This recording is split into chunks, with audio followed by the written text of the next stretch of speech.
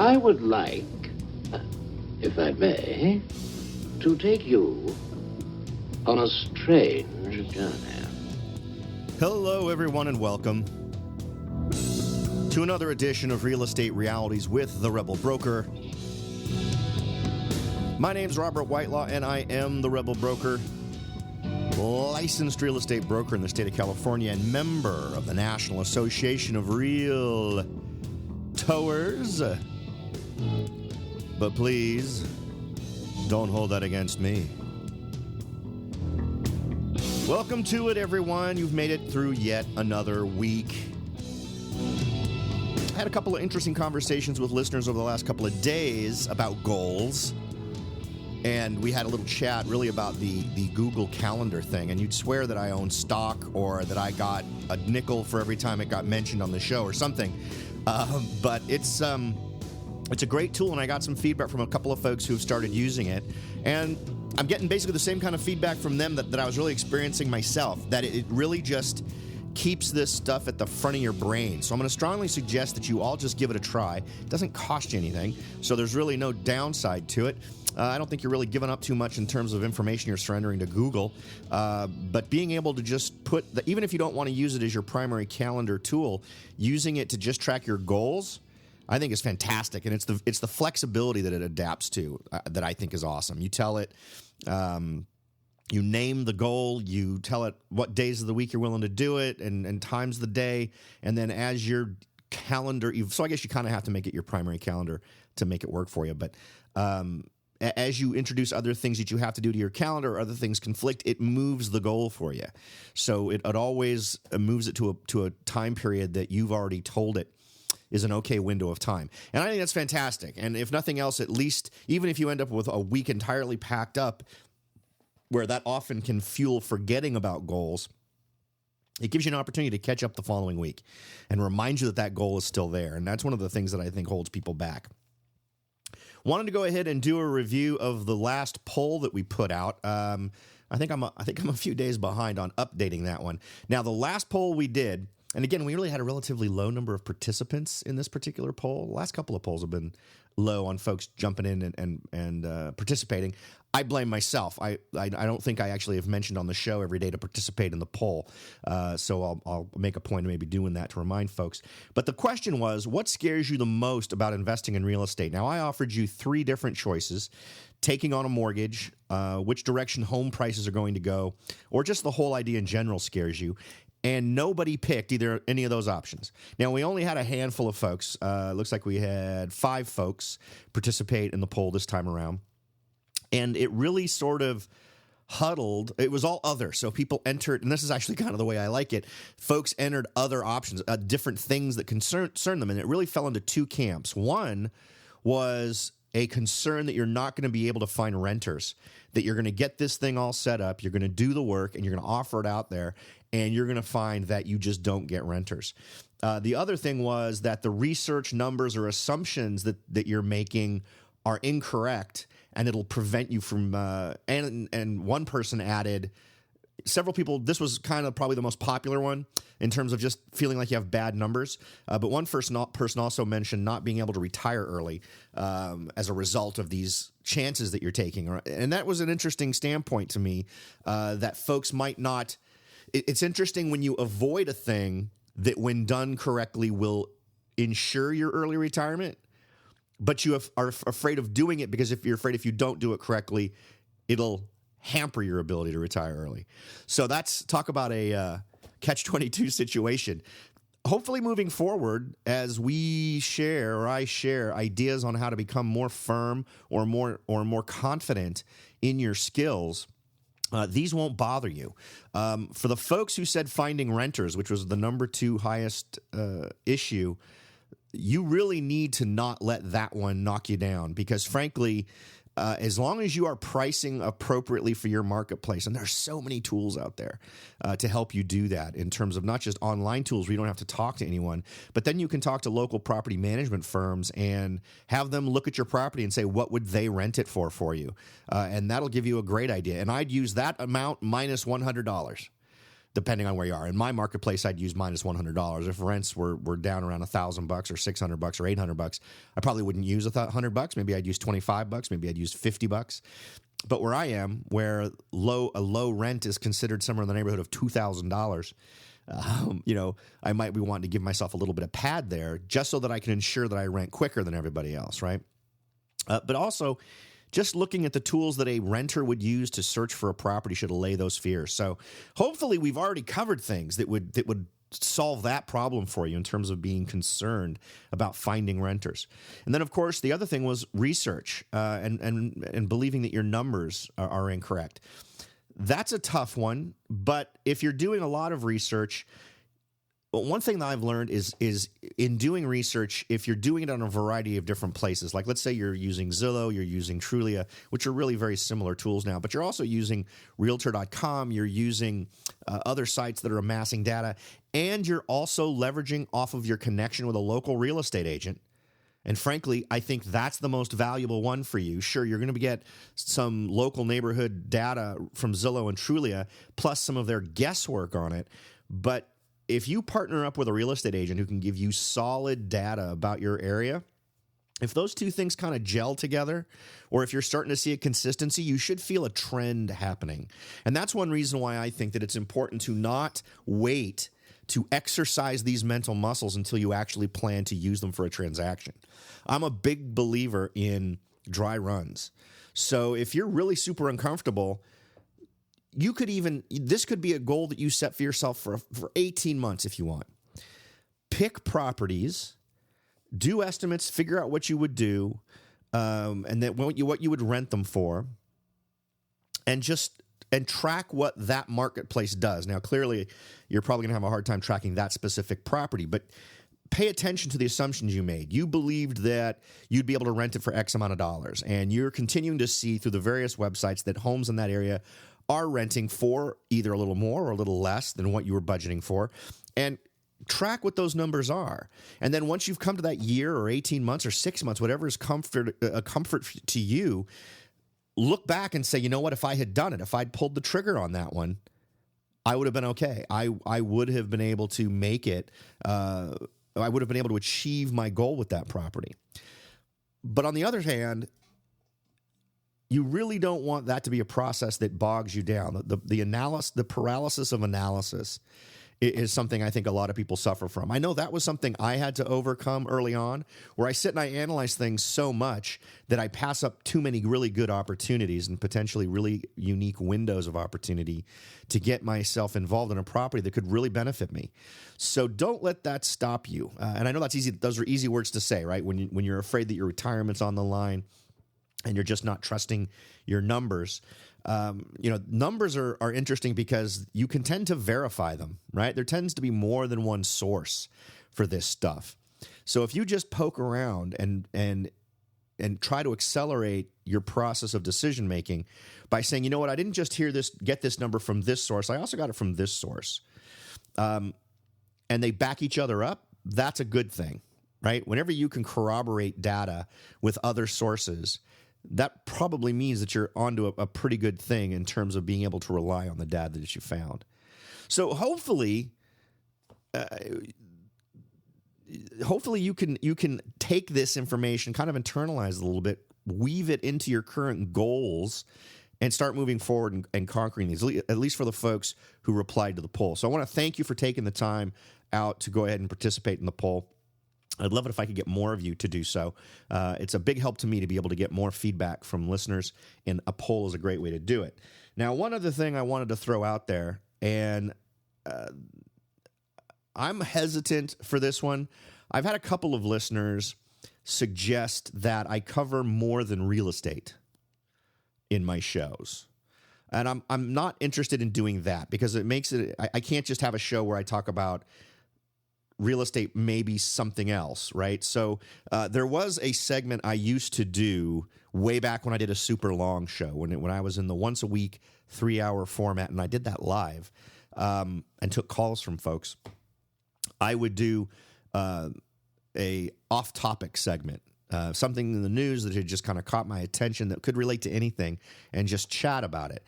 And the folks I've talked to have kind of been suggesting that or something, what I think about things that are going on relating to other political things. Now, I'm guessing the vast majority of you are only here for information on real estate. That's where I push the show. That's all the tags that I have for the show relate to real estate.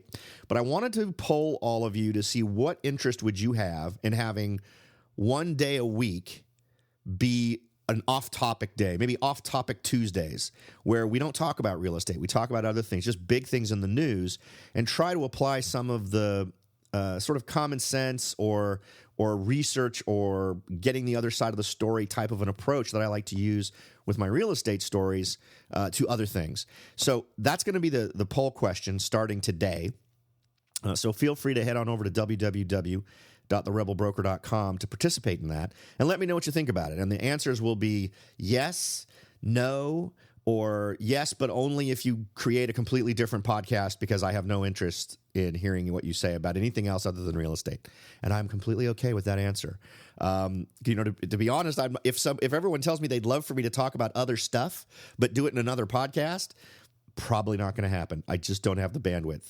If I had more time, it would be to do more varieties of things with this show within the boundaries of what I'm already doing. Because frankly, there's plenty of real estate news to go around on a pretty regular basis for this show to generate 30 plus minutes a day is pretty easy, given the various things that are going on that feed into real estate. Because it's almost like we cover a little bit of that anyway. I occasionally will rub folks the wrong way with my relatively hands-off philosophy relating to government involvement in various real estate related things. So it's not like we're not talking about other things. We're talking about things that, at least on the periphery, influence real estate, whether we're talking about the British exit from the EU or these other things. So I kind of feel like we're already doing that. That kind of already happens.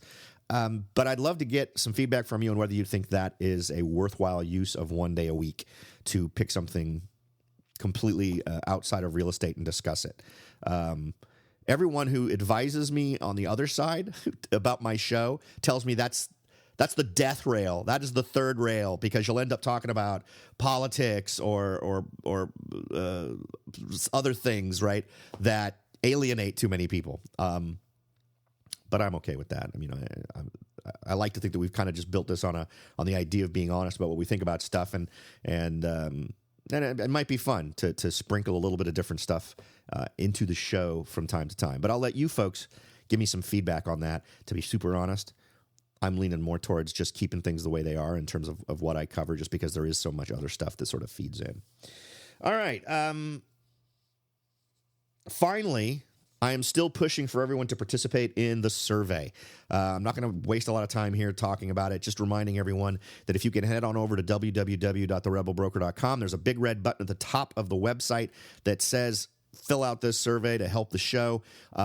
It is all part of the plan to move forward with the show, to put it into a place where I can spend more time on it and deliver more to you in terms of interviews and more analysis, and being able to spend more time outside of the show sort of filtering and fine-tuning what we talk about, so that I want to deliver a better product to you. And in order to do that, I need to take more time to do it. And in order to do that, I need to put the show out there for potential advertisers. And advertisers want to know who you are. I'm going to share one story that I got from someone who filled out the survey. It seemed to be just fine with you not providing your email address. Now, you didn't hear that from me. One thing I hate about a lot of these types of surveys is the fact that they ask for an email address. But this person, and I tested it myself, we were both able to submit a survey without providing an email address. And I don't know if that just gets ignored or what, but I'm happy to share that information with you. And then if at some point, if the folks at Libsyn reach back and say, hey, your people aren't providing their email address, so none of the ones without an email address are valid, then I will come back to you and I'll say, hey, maybe go to Gmail and create if you haven't done this already, do it. I mean, goodness gracious. In today's world, with what we have to deal with, I know I have an email address that I have created that I use for every miscellaneous goofball thing that I have to come across. And if I were on the listening end of this show, the goofball email address is the one that I would use on this particular survey. So there you go. Hopefully I've given you a use that you can now use for everything. And just keep that email in your pocket. And whenever you're filling out an email address for whatever, making comments on a website or whatever else, whatever goofy thing where they want your email address and you never want them to send you an email, just give them that one and then you'll be covered. So appreciate you doing that. It's amazing how many folks have already kind of gone out and gotten involved, and I truly appreciate the folks who take the time out. Today's kind of a casual show, I'll be honest. I had one little thing occur today that kind of set me off, and this is almost striking at the heart of how this show got started in the first place. Now, a lot of you are relatively new to the show and don't know that this show's been going on since January of 2007. That's a long time. I've been at this for a while. We're creeping up on the 10-year anniversary of the show. And one of the things that pushed me to do this had nothing to do with promoting my business or getting people to give me money. For those of you who've only recently, maybe you're listening today for the first time, you're going to hear a commercial in about 5 minutes or less for my business. I only started running that commercial within the last couple of days. I've never advertised my business. I've mentioned my business, but for the first several years I did the show, I didn't do it as Robert Whitelaw, the Rebel Broker. I just did it as the Rebel Broker. I wanted the anonymity. I liked being able to not have to. I liked being able to say what I wanted to say with the warm blanket of anonymity to help me, because the primary thing that I was out there doing was sharing what bugged me the most about the real estate business. And that still happens here. A lot of these shows get punctuated with me reaching a high level of frustration, which you all seem to enjoy quite a bit because those shows always end up being the most popular shows. And that's kind of how it started. It took 2 or 3 years for me to finally even reveal what my name was, because I had people asking me for referrals. Can you tell me about if you know of an agent in my area? And then what I would do for folks is call agents in their area, ask them a few difficult interview questions, and try to find them good agents in the area that weren't scumbags. Because in my opinion, scumbaggery is rife in real estate. And not because it attracts scumbags, but because in many cases it creates scumbags. And that's kind of where I'm at today. And right after this, we'll get into the details of what pushed me over the edge today. So stay right there. We'll be back in a second. Are you ready to jump in and start your search for your first investment property? Maybe you've decided that it's time to own your own home, or maybe you're ready to sell your home and move on to something new. No matter what your goal is, the Rebel Broker can help. That's right, aside from hosting this show, I am also the owner-broker of Whitelaw & Sons Real Estate Services right here in Silicon Valley. With over 25 years experience serving Silicon Valley, Morgan Hill, San Martin, and Gilroy, I or one of my great agents can help you achieve your goals in real estate. So if you're ready to look into taking that next step towards achieving your real estate goals, point your browser at www.soldbyrobert.com. That's www.soldbyrobert.com and get in touch. Let me show you how I will earn your business and your respect. Again, that's www.soldbyrobert.com, or you can call me at 408-852-0525. California Bureau of Real Estate ID 00984-909. Who is that silver-tongued devil? Welcome back. And just for those of you who are annoyed that there's now an ad in the middle of my show, just remember, the only time there will ever be music in my show is when the ad's running. So if you've got that cool little fast forward thing where it plays a little bit of the audio every 100th second or whatever, 10th second, as soon as you don't hear music, just let your finger up on the button and you're good to go. So as I was saying before we were so rudely interrupted by my wonderful ad, I kind of had one of these flashback moments today. I got an email, and this is something I get regularly. This is something every real estate agent gets regularly. So let's kind of set the stage here. This is not an odd email. This is not a unusual email in any way. It does not encourage a odd perspective in real estate. It is the mainstream. It is accepted as absolutely normal.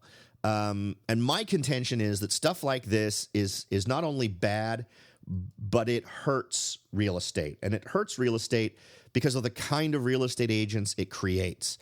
And absolutely rest assured that while there are scumbags out there who started off as scumbags, and became realtors, there are plenty of folks who started off as absolutely reasonable, normal folks who just want to do a good job.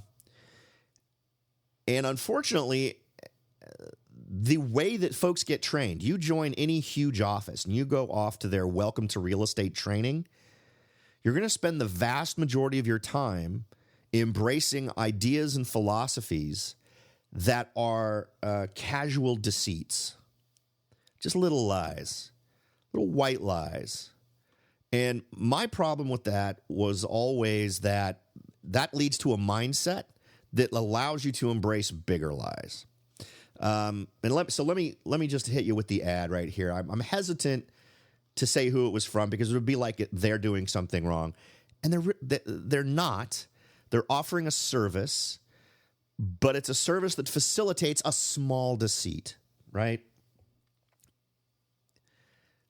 All right, let's just get right into what these folks offer. So it's a blogging and social media site that creates posts for you. So under your name, you are generating stories and whatnot through this media company that gives the impression that you are doing it, right? They create and publish content to your WordPress site automatically. Quote, if you're ready to dominate your marketplace today, then get started now. Let Company X do the work to build traffic, authority, and leads. Keo Media will write the content for you and share it on your website, Facebook, LinkedIn, and Twitter. So what annoys me is this idea that authority is something that someone else should be able to give you through this kind of stuff. And maybe I'm splitting hairs. Maybe this is absolutely a chat I should be having over a beer with other real estate people. But it absolutely feeds into a problem that absolutely plagues every buyer, seller, investor, or real estate entrepreneur out there, because the truth of the matter is these are not the agents that you want, by and large. I get that being a real estate agent's tough, and there's lots of time taken out to do actual stuff. But what's really crazy is the time that gets taken out to do actual stuff is more dominated by the things that have nothing to do with what makes you a good real estate agent. Now, I want to remind everybody what the big numbers are. I would be able to do an entire hour show on this particular topic alone. But all of you, buyers, sellers, not the agents, all of you, even some of you agents, have been sold on this idea, that top 1% thing, right? If you want to hear my opinions on the top 1%, I have a lengthy article up on soldbyrobert.com. I don't think I ever posted it to the rebelbroker.com. But I think it's still on the front page. It is the actual article that I wrote in 2007 that started my desire to do this show.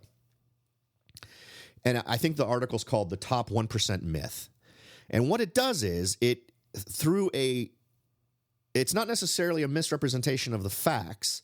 These things are facts, but they make a point of not really telling you what those facts are in a lot of cases, because if you really looked at it, you'd realize none of that stuff means a thing when it comes to how you should judge your real estate agents. Here is one of the things that really annoyed me the most was, as far as the real estate world goes, is I have known some awesome real estate agents.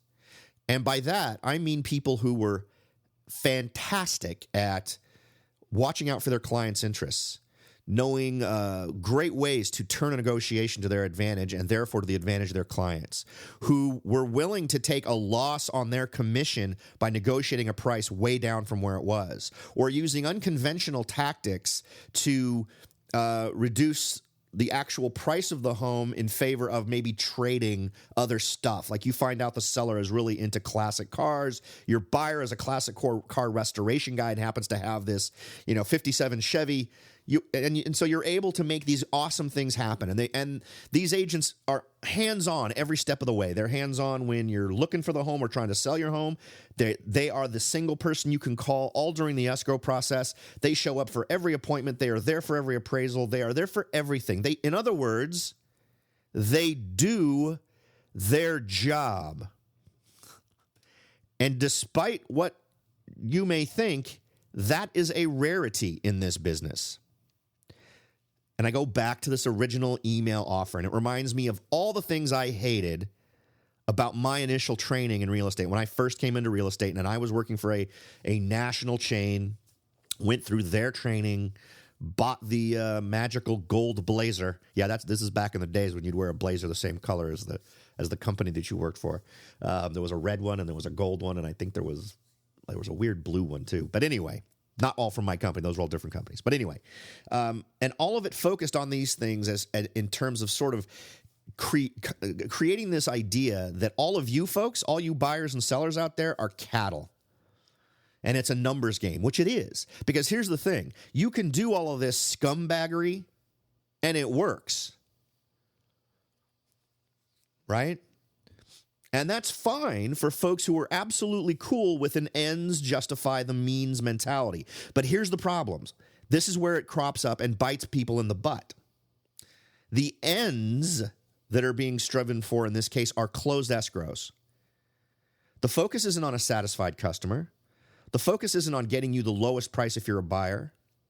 It's barely even getting you the highest price if you're a seller. Because it's more about getting that escrow closed as quickly as possible so that I get a check as quick as possible. That is the mentality. That is the training. That is what folks are taught to emphasize in their business. And why? Because for most brokerages, that's the best way to go. But none of the things that agents are judged on have a dang thing to do with what should matter to you. Let me give you an example. Top 1%. Tons of stories I could share with you that would blow your mind relating to what qualifies as top 1%. Again, I'll include a link to the story that I published on my other site way back when, because it's all still valid today. What annoys me is the number tends to be how many. If I listed the most homes last year or during some year, I was in the top 1%. Right? If I sold the highest dollar amount of real estate, which means I could have sold one property for $10 million, right? It could be I listed the most houses. Doesn't mean I sold them, just means I listed the most houses, top 1%. So there's all these ways to cherry pick a category that in some month you were in the top 1%. And then, of course, there are variations on the theme, right? There's for the year I sold the most, or for whatever. The year is usually the longest it goes for. Month is very popular. Back when I was working for one of the affiliates, nationwide affiliates of a big company, I had an agent who started at the same time I did and suddenly noticed he had put that little golden crescent-y looking thing that said top 1% or platinum or golden agent, that kind of thing, to indicate they were either in the top 10 or top 5 or top 1%. And I knew for a fact, under any of the typical metrics, he hadn't achieved that. And I said, how did you get that? He says, well, I just checked the checkbox when I ordered the cards. No. What did you do to earn that? Oh, well, I sold the most houses in June. Well, no, you didn't. I know you didn't sell the most houses in June. You sold one house in June. He said, yeah. But among agents over 6 feet, I sold the most houses in June. That is where that was. Now, here's what's interesting is, do you care how many homes an agent sold last year? Is that really the important piece of data that you need to know whether or not they're good at what they do? I would argue no. I would want to know how many homes did they try to sell versus how many homes did they really sell. So if you have an agent who's primarily a listing agent, and boy, do agents love to be listing agents. The vast majority of agents that are listing agents love it because they consider those low-effort moneymakers for them. You need to find the agent who doesn't think of a listing as a low-effort moneymaker. They simply list it and they walk away, and they let their quote-unquote team take care of the rest. Well, you didn't hire their team. You hired that agent. You should be able to call that agent at just about any time, and they should be able to tell you the exact status of what's going on with your listing. It shouldn't be, I'll have to call Judy or I'll have to call Joe. They should know. You hired them, right? But what if I told you that you were jazzed with your agent, They came in and they were great in the living room. They had the best looking slides, very slick. Everything was beautiful. And they told you that they sold the most homes last year. Well, what if you discovered that while they sold 20 houses last year, they listed 40? Huh. Well, what do you learn from that?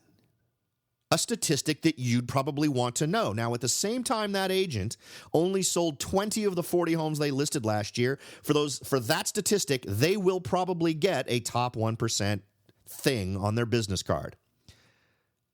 But what does that really say to you as a seller? It says you as a seller have a 50% chance of getting your home sold with that person in a reasonable amount of time. Yeah? Does that jazz you? Is that a number you'd like to know? I sure as hell would like to know I've only got a 50-50 chance of getting my home sold with this agent. I know top producing agents who in more normal marketplaces, because remember, right now things are selling pretty quick and pretty easy just based on momentum of the market.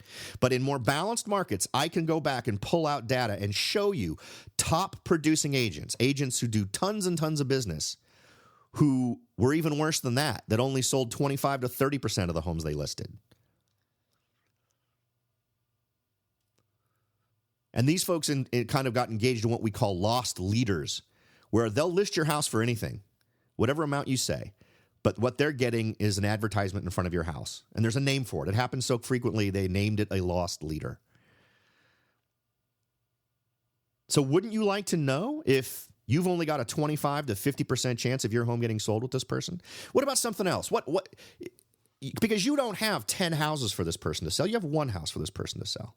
Now, what if you find someone who's only sold 3 houses in the last year, but they sold every single one of them? Is that alone data that you can rely on? Maybe, maybe not. Depends on your assessment of that person's skill and what they say they're going to do for you. But everyone's going to say what you want to hear. So what's next? You as a seller. Well, how fast did they sell it? Okay. So what do you need to know to figure that out? Easy. Information every agent can present to you in their presentation, but don't. They can tell you, on average, in the areas where I've sold homes sell in 60 days. Okay, well, if that's the truth, give me the average time it took you to sell homes over the last year. Is it more than 60 days? Does it take this person longer to sell homes or less time to sell homes than the average? Don't you want an agent that can at least beat the average for the market and earn their money? What about asking price?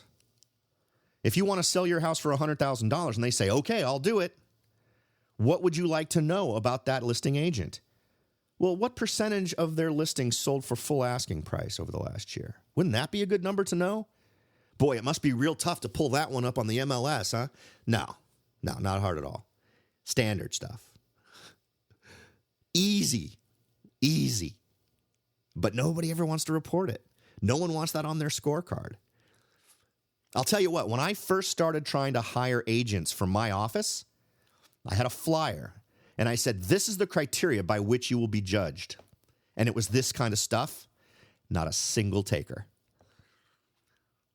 I was looking for kindred spirits. I was looking for like-minded people. I was the rabble-rouser. I was the rebel broker. I actually had an event. I hosted an event at the community center, got a room, sent out invites. I had like 25 agents come. As soon as I mentioned this kind of stuff about blazing a new trail, setting a new standard, going for that high bar, the room emptied. So this is why you are fighting an uphill battle. You say anything that relates to tracking actual performance for real estate agents, and these people immediately do 2 things. Soil themselves and walk the opposite direction. That should concern you. So again, getting back on track here, you care about your home getting sold at all, right? So I want to see statistic that tells me you get homes sold. I don't want to hear you sold 50 homes. I want to hear how many you tried to sell versus how many you sold. I want it sold fast. Do you tend to beat the average in the areas where you sold those homes or not? I want to know that. Asking price. Do you tend to get the asking price, or do you tend, or see, here's the really fair way to do it, and this is the way I tended to judge my performance. Because here's what's funny. All of this data is actually typically part of the presentation that they're going to give you. When they show you the comparables, they're going to tell you what the average days on market for these other homes was. They're going to tell you what the average price was. They're going to tell you all these things. And if you tell them, well, I want to sell it for $80,000 more, these agents are going to say, you bet, we'll give it a go. Or they'll come up with something. Maybe they'll hem and haw a little bit. Maybe they'll suggest we do that, but then revisit. Or maybe they'll stand fast and say, the market numbers really don't support that, and I'm concerned that it will extend the amount of time it takes us to sell your home. That at least would be a much more honest answer, right? And an honest answer should work in their favor in terms of your eyes of who you're considering, right? But let's say in your particular marketplace, the average is 2% above asking price. Well, now you've got some data, right? Well, tell me, of the last 5 homes you sold, what's the average above or below asking price you got, and compared to what it was at the time you sold? All easy stuff to find out. Now, if you're the seller and they come to you and they say, well, on average, I got 3.25% above asking price for all the homes I sold over the last year. And if the average was 2% overall, there you go. You got someone who's beaten the average. If you're a buyer, you can ask them for the same kind of information. Do you if the average is 2% over asking price, and this person is tending to be able to negotiate to the point where maybe it's still over asking price, but maybe it's 1% instead of 2%. So they're able to more aggressively negotiate. Now, don't those things fit more in line with what you as a buyer or a seller want? Yeah? But guess what? That is never going to happen. Despite the fact it is the easiest stuff to track, you're not going to find any agents out there who have that chat with you. Now, I do. Maybe I would less if my numbers weren't good. But I'm sure most of these agents have never even suggested it. So and one reason why I had people calling me asking for referrals was because these are the questions I would ask agents. I would say, tell me, I'd basically have the conversation I just had with you. Tell me how many homes you sold last year. Oh, okay. How many homes did you list? How many homes did you try to sell? How many escrows did you open, and how many of those ended up closing? That's a critical one, right?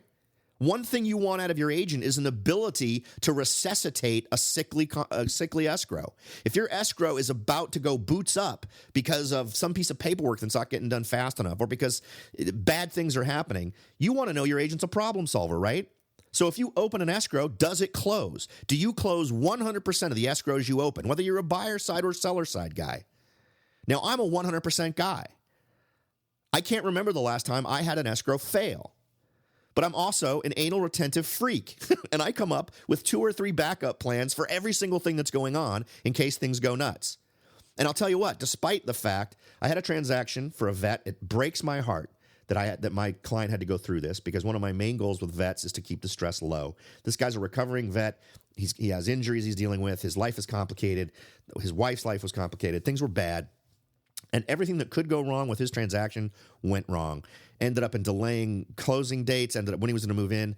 It is at the same time the worst experience I've had in a really long time in terms of not feeling like I delivered on what I wanted to deliver for my client. But I got him the house in the face of nasty, nasty junk that was coming from a very weird termite report and a lender. So I was fighting that battle. And I get that I don't have direct control over these things, but I can sure as hell be persistent about pestering the right people every day to make sure it happens. So my point is, your agent owns the process of a successful conclusion for you. That is their job. And the bottom line is, these folks often disappear. Once that contract is signed, they frequently are nowhere to be found. They can't even tell you what the status of your escrow is because they've got their team working on it. And again, you didn't hire a team. You hired them. They may have sold you on the upsides of a team. And I'll tell you what. Oh, Robert, you're just poo-pooing a team. Well, yeah, you know what? I've got a team. But you're never going to know it. You're never going to know their names. You're never going to know their phone numbers. And you're never going to know what they do or do not do, because I'm it. As it should be. I believe in the one throat theory. And that is, if you have a problem, mine is the only throat you need to get a hold of to make a solution happen. That's how I own the process. You want an agent who does, or at least I'm assuming, if you want an agent who if you believe in that philosophy, I'm not even going to go so far as to say this is the right way and everyone else sucks. I'm going to say, in my heart, I believe this is what you want as a buyer, seller, and investor. You want someone who goes out there and works for you. I honestly don't think that's asking too much. And you can see I get heated about this stuff. And it really just took writing that article that I'm going to have a link to at www.thebroker.com. therebelbroker.com. There will be a link to the original article. I think I literally copied it and pasted it from my old website to my new website, just because that's you know, I don't know if you still own like your first rattle as an infant, something that harkens back to just when you're a little baby. That's what that is. That was totally my transition moment from just quietly accepting what sucks about the real estate business and saying, you know what, I gotta shine a light on it, and then I gotta go talk to people about it and hopefully help them find ways. And I'll tell you what else. We'll conclude on this. If you want to have an awesome time, and you want to watch someone transition from being a slick, confident, great in the living room real estate agent into a quivering, self-soiling, panic-ridden deer in the headlights, you ask them these questions that I just suggested. Oh, great. You sold 20 homes. Fantastic. How many did you try to sell? How many did you list? Out of all the escrows you opened, how many of them closed? Out of all the homes you listed and sold, how close to asking price were you? Were you under or over on average? Can you show me statistics? I want to see numbers. They'll have none of those numbers. They'll have an answer that once they recover and they kind of wipe away that drool coming down their chin from the fact you've asked them these questions, they'll have some sort of snappy answer that they fall back on. But ask to see the data. Say, I'd love to see the numbers on that. Could you get back to me? I'm sure you don't have a slide with that data on it, but I'd love to see it. And yeah, you know what? There is some sort of a perverted pleasure I get out of tweaking agents like that, because all of that stuff runs counter to all the training they've got. Here's the problem with the real estate agent training. And again, that was a false ending a minute ago. I'm sure it's a very common tactic. They're totally trained to assume you guys don't know what you're doing. It annoys me that a lot of the assumptions that get drilled into the training of real estate people. And you know what? I know there are tons of real estate people listening to my voice right now. They're thinking one of two thoughts: kill him because he's revealing our secret, or holy crap, I can't believe someone is actually saying it and I'm not alone. And I'm willing to bet, given the odds, there's probably only one of you saying that one. Because I'll tell you what, the near universal response to me saying we should aspire to a model that reflects our performance based on these kinds of things gets universally panned. I brought it up at my last broker that I worked for, and the response was, "Get the hell out of my office." So you can see why I might be a little nuts about this subject. Anyway, so there you have it. You know what's funny is this is not the show I had intended to do today. Remember, I've told it's kind of a chunk of the show that I plan to do once we hit a major milestone in the show. There's a number of downloads that I've got in my head that's kind of a goal number, and as soon as I hit that number, I was going to take the spiritual fuel from that download, from my audience reaching that certain level, and just go to town with this one. But this one little article, this one little email that came to me just lit that fire, and I could not stop it.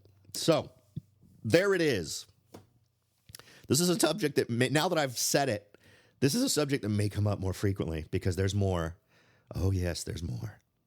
But in any event, I hope this is valuable, not just for agents who need to look in the mirror and acknowledge that their industry has been attempting to train them to be a scumbag and turn the corner and not let it happen, Stop listening to the people that say it's okay to call 99 people and annoy them at dinner time for that one person who will grant you an appointment. That is not a good ratio. Pissing off 99, letting one begrudging you let them into their house to talk to them about real estate, that is not a good trade. Number one. Number two, putting a picture of a BMW on your monitor as a goal to motivate you is not a good motivator. If it is, you need to sit down and analyze yourself a little bit more and figure out how you can motivate yourself to be a better agent. Because if all you're motivated by is strictly that, strictly the payoff, and you're always making decisions based on that, that is a barrier between you and being the better agent. If you're a buyer or a seller, mercilessly beat your agent with these questions. Mercilessly.